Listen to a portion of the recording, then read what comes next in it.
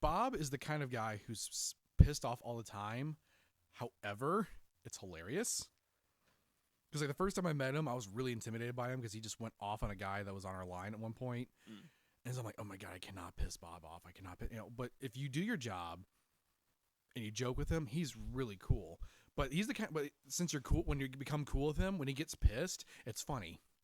Because to kind of give you an idea, this guy quits once a week. Yep. Not literally, but like anytime something pisses him off, he's just like, man, fuck this place. Fuck, I'm fucking quit. Yep.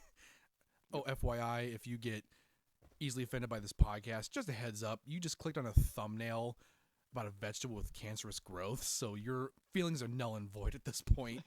Enjoy. Hosted by, it's the suggestion already happens. We might as well do it. I'm Dirge. I'm Spud. And we are here to pump Copyright. you up. Oh, okay. I don't want SNL coming after us. Ba-da-ba-ba-ba. That's copyright. Because I thought about it. Because I'm like, ooh, I don't want like someone tracking this down. The funny thing is, I could see it. I could physically see the thought process happening. Chevy Chase, and I don't know. Oh God, who is that? Okay. Like, pretty much Chevy Chase coming over here to breaking our ankles. This is what you guys get. Don't ever cross Lord Michaels again. No.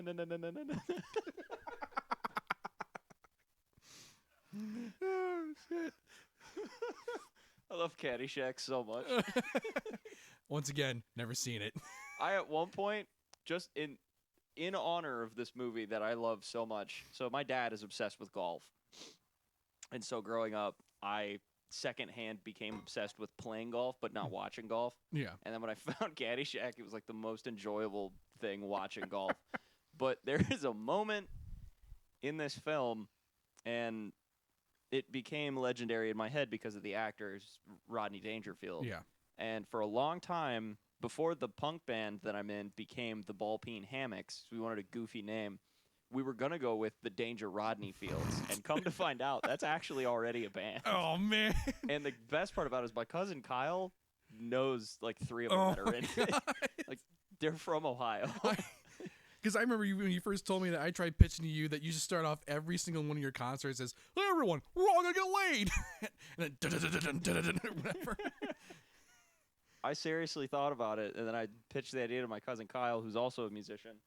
And, yeah, come to find out, Danger Rodney Field is an actual stage name used by a guy who sings for a band by the same name. And I was so sad about that. Dude, I actually, just kind of make sure, making sure we don't, come across like the same thing. Looking up pumpkins with tumors to make sure I was not taking someone else's idea. Yeah. Basically, all you do is you come across, pumpkins with a bunch of like, little bumps on it. But speaking of which, to kind of give you an idea of like the name of, because we were trying to come up with a name for it. And the wife and I, we were at this farmer's market, and obviously it was around fall time. So look outside, they had this big box full of, pumpkins, and there was all those ones that had like all the little bumps on them. And my wife goes, oh, look, pumpkins with tumors. And I'm like, God, that'd be a great name for a podcast or a band. So I hit you up, and you're like, let's do it. I'm like, sweet. The second I heard it, I was like, that's it. That is it. There's nothing else you could call it. Maybe these, like, even warm Skittles doesn't hold the same weight Pumpkins with Tumors does. How the hell would you even put that on a logo? Warm Skittles? Right. How Microwave Skittles in it. Just a microwave of Skittles. I think it would also be bringing up copyright issues with bringing up Skittles. That's, Yeah, that'd be its own thing.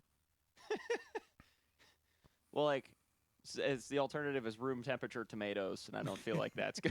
It just doesn't have the same ring to it. Well, you made the comment that, all tomatoes are room temperature until you take them home and put them in the refrigerator. I'm like, that makes sense. That's true. The funny thing is like when you hear the words room temperature tomatoes, for some reason it's unsettling. Yeah. But all tomatoes are room temperature. Well, it's kind of like with coffee. Everyone's like, oh, I don't like it when my coffee gets cold. But we'll pay Starbucks $4.75 for them to dump ice in it. Mm-hmm. That irks the shit out of me. Like, ew, I can't drink it. It's cold. Dump ice in it. I will pay almost $5 for this single cup of coffee. Yeah. I've decided at this point that Dunkin' Donuts and what was the name of the company that you just said? Starbucks. Starbucks and Dunkin' Donuts are like cheap level coffee.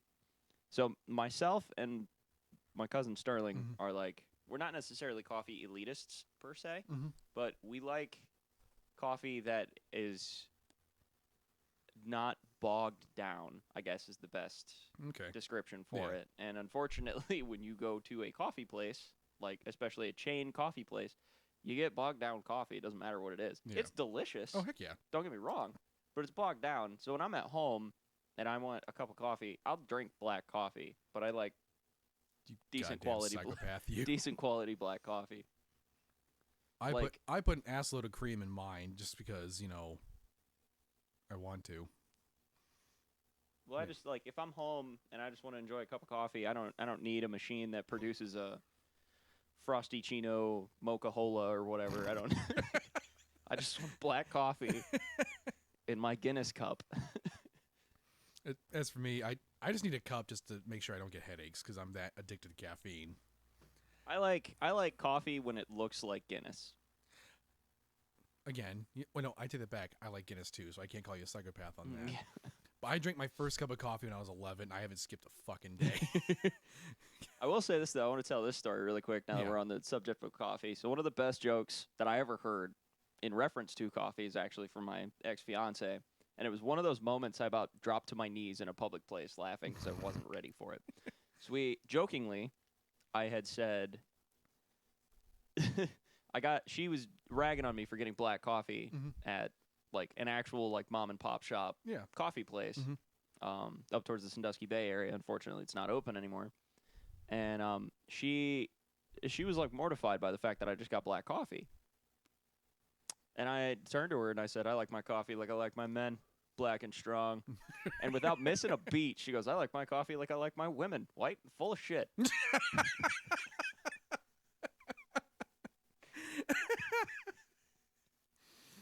Oh shit! But yeah, like for me, like I started drinking coffee when I was 11, which maybe in hindsight was maybe a little too young.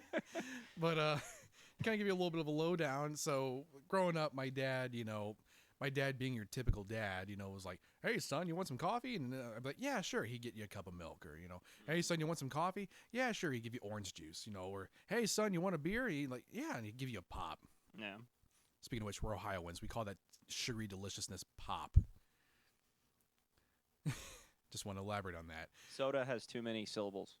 For the longest time, I used to call pop soda for the longest time, to the point where when my wife and I were dating, I called it soda. She went back to her parents and was like, "Oh my God, he calls it soda. That's so fucking weird." But anyway, so like I said, he gets somehow through all of those red flags. They got there. Right? Dude, there are days I look at my wife and I go, "Why?" Because I know I'm not easy to love. Just to weed out like the potentiality of like a relationship not going forward, I'm just going to start referring to it as soda pop publicly. Was this The Outsiders?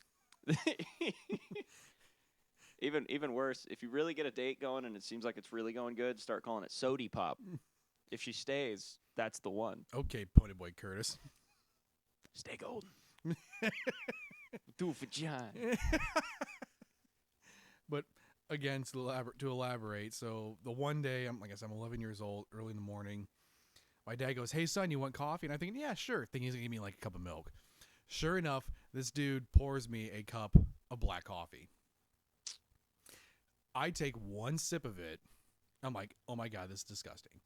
So then my mom goes, "Oh hey, put some creamer in it." So she put her creamer in it. And after that, I'm like, "Oh my God, this is the most amazing thing I've ever had in my entire life."